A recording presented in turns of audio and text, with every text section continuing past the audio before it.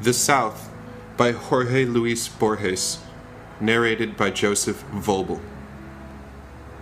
The man who landed in Buenos Aires in 1871 bore the name of Johannes Dahlmann, and he was a minister in the evangelical church. In 1939, one of his grandchildren, Juan Dahlmann, was secretary of a municipal library on Calle Cordoba, and he considered himself profoundly Argentinian. His maternal grandfather had been that Francisco Flores of the 2nd Line Infantry Division, who had died on the frontier of Buenos Aires, run through with a lance by Indians from Catriel. In the discord inherent between his two lines of descent, Juan Dahlmann, perhaps driven to it by his Germanic blood, chose the line represented by his romantic ancestor of the Romantic Death. An old sword, a leather frame containing the daguerreotype of a blank-faced man with a beard. The dash and the grace of certain music, the familiar strophes of Martín Fierro, the passing years, boredom and solitude, all went to foster this voluntary but never ostentatious nationalism. At the cost of numerous small privations, Dahlmann had managed to save the empty shell of a ranch in the south which had belonged to the Flores family. He continually recalled the image of the balsamic eucalyptus trees and the great rose-colored house which had once been crimson. His duties, perhaps even indolence, kept him in the city. Summer after summer he contented himself with the abstract idea of possession and with the certitude that his ranch was waiting for him on a precise site in the middle of the plain. Late in February 1939, something happened to him. Blind to a fault, destiny can be ruthless at one's slightest distraction. Dahlmann had succeeded in acquiring, on that very afternoon, an imperfect copy of Wales' edition of the 1001 Nights. Avid to examine this find, he did not wait for the elevator but hurried up the stairs. In the obscurity, something brushed by his forehead. A bat? A bird? On the face of the woman who opened the door to him, he saw horror engraved, and the hand he wiped across his face came away red with blood. The edge of a recently painted door, which someone had forgotten to close, had caused this wound. Dahlmann was able to fall asleep, but from the moment he awoke at dawn, the savor of all things was atrociously poignant. Fever wasted him, and the pictures in the 1001 Nights served to illustrate nightmares. Friends and relatives paid him visits, and with exaggerated smiles assured him that they thought he looked fine. Dahlmann listened to them with a kind of feeble stupor, and he marveled at their not knowing that he was in hell. A week, 8 days passed, and they were like 8 centuries. One afternoon the usual doctor appeared, accompanied by a new doctor, and they carried him off to a sanatorium on Calle Ecuador, for it was necessary to x-ray him. Dahlmann, in the hackney coach which bore them away, thought that he would, at least, be able to sleep in a room different from his own. He felt happy and communicative. When he arrived at his destination, they undressed him, shaved his head, bound him with metal fastenings to a stretcher. They shone bright lights on him until he was blind and dizzy, osculated him, and a masked man stuck a needle into his arm. He awoke with a feeling of nausea, covered with a bandage, in a cell with something of a well about it. In the days and nights which followed the operation, he came to realize that he had merely been, up until then, in a suburb of hell. Ice in his mouth did not leave the least trace of freshness. During these days, Dahlmann hated himself in minute detail. He hated his identity, his bodily necessities, his humiliation, the beard which bristled upon his face. He stoically endured the curative measures which were painful, but when the surgeon told him he had been on the point of death from septicemia, Dahlmann dissolved in tears of self-pity for his fate. Physical wretchedness and the incessant anticipation of horrible nights had not allowed him time to think of anything so abstract as death. On another day, the surgeon told him he was healing and that, very soon, he would be able to go to his ranch for convalescence. Incredibly enough, the promised day arrived. Reality favors symmetries and slight anachronisms. Dahlmann had arrived at the sanatorium in a hackney coach, and now a hackney coach was to take him to the Constitution station. The first fresh tang of autumn, after the summer's oppressiveness, seemed like a symbol in nature of his rescue and release from fever and death. The city, at 7 in the morning, had not lost that air of an old house lent it by the night.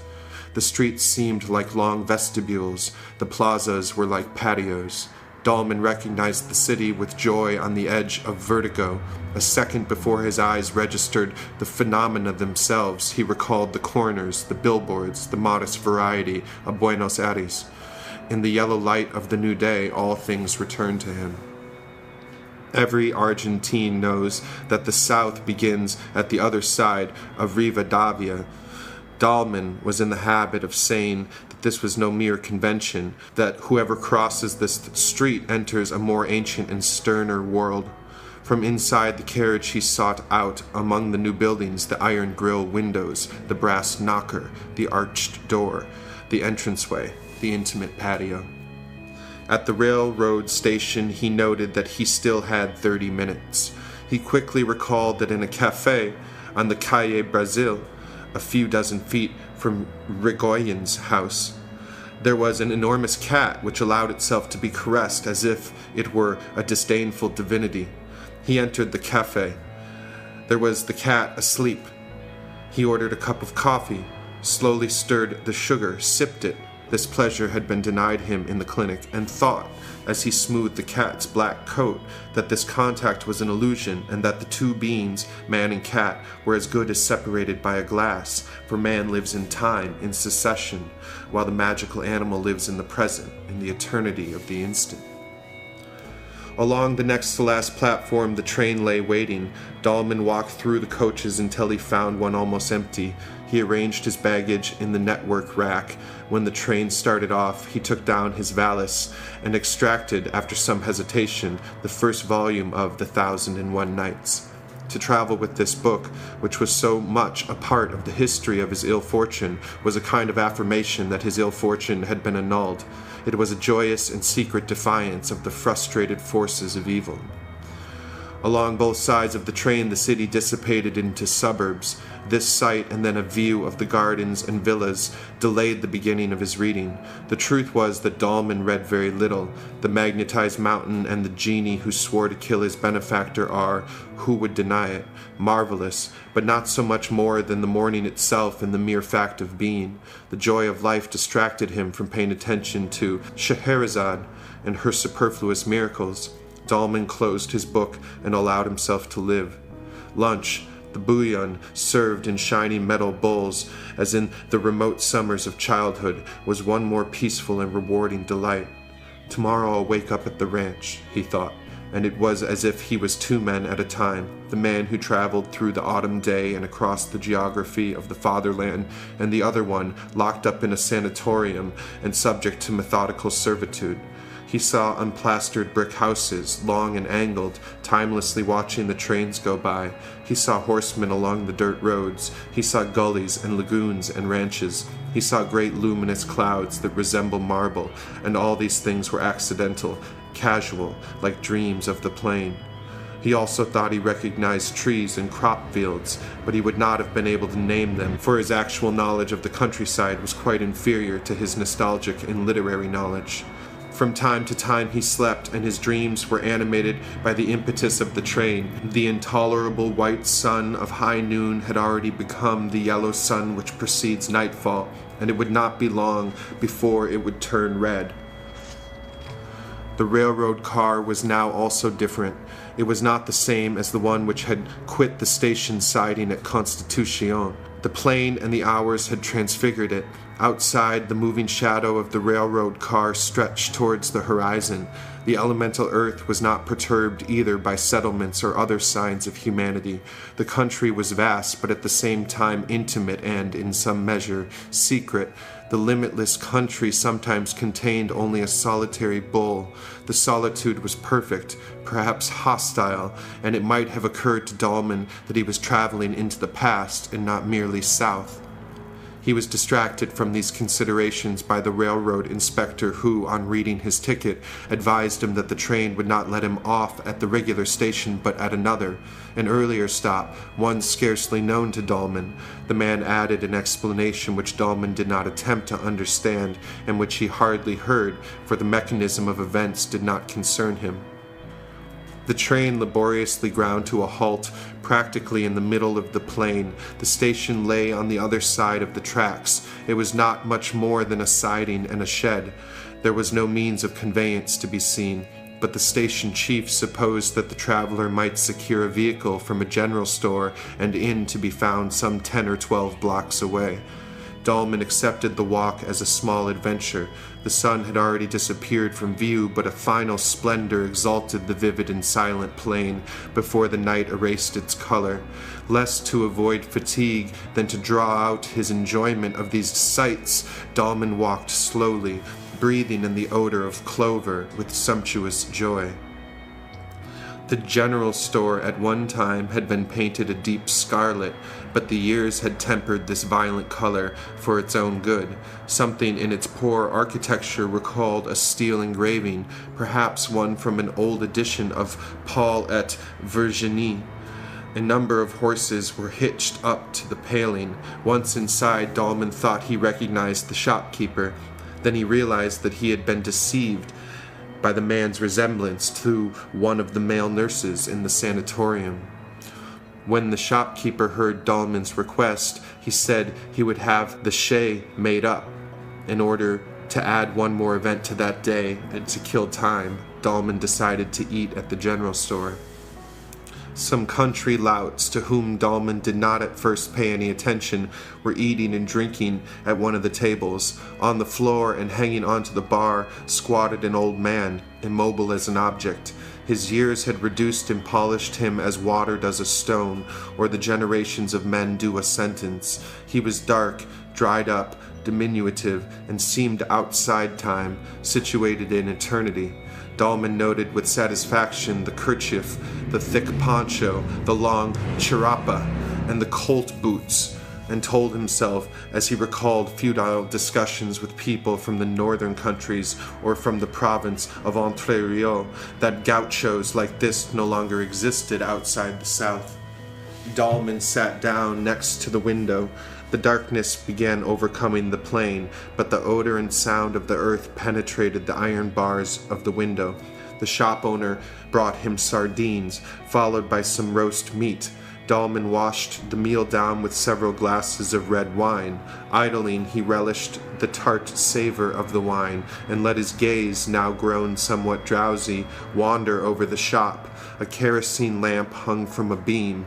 There were 3 customers at the other table. 2 of them appeared to be farm workers. The third man, whose features hinted at Chinese blood, was drinking with his hat on. Of a sudden, Dahlmann felt something brush lightly against his face. Next to the heavy glass of turbid wine, upon one of the stripes in the tablecloth, lay a spitball of breadcrumb. That was all, but someone had thrown it there. The men at the other table seemed totally cut off from him. Perplexed, Dahlmann decided that nothing had happened, and he opened the volume of the 1001 Nights by way of suppressing reality. After a few moments, another little ball landed on his table, and now the peones laughed outright. Dahlmann said to himself that he was not frightened, but he reasoned that it would be a major blunder if he, a convalescent, were to allow himself to be dragged by strangers into some chaotic quarrel. He determined to leave, and had already gotten to his feet when the owner came up and exhorted him in an alarmed voice. "Signor Dahlmann, don't pay any attention to those lads. They're half high." Dahlmann was not surprised to learn that the other man now knew his name, but he felt that the conciliatory words served only to aggravate the situation. Previous to this moment, the peones' provocation was directed against an unknown face, against no one in particular, almost against no one at all. Now it was an attack against him, against his name, and his neighbors knew it. Dahlmann pushed the owner aside, confronted the peones, and demanded to know what they wanted of him. The tough, with a Chinese look, staggered heavily to his feet. Almost in Juan Dahlmann's face he shouted insults, as if he had been a long way off. His game was to exaggerate his drunkenness, and this extravagance constituted a ferocious mockery. Between curses and obscenities, he threw a long knife into the air, followed it with his eyes, caught and juggled it, and challenged Dahlmann to a knife fight. The owner objected in a tremulous voice, pointing out that Dahlmann was unarmed. At this point, something unforeseeable occurred. From a corner of the room, the old ecstatic gaucho, in whom Dahlmann saw a summary and cipher of the South, his South, threw him a naked dagger, which landed at his feet. It was as if the South had resolved that Dahlmann should accept the duel. Dahlmann bent over to pick up the dagger and felt two things. The first, that this almost instinctive act bound him to fight. The second, that the weapon in his torpid hand was no defense at all, but would merely serve to justify his murder. He had once played with the poniard, like all men, but his idea of fencing and knife play did not go further than the notion that all strokes should be directed upwards, with the cutting edge held inwards. They would not have allowed such things to happen to me in the sanatorium, he thought. "Let's get on our way," said the other man.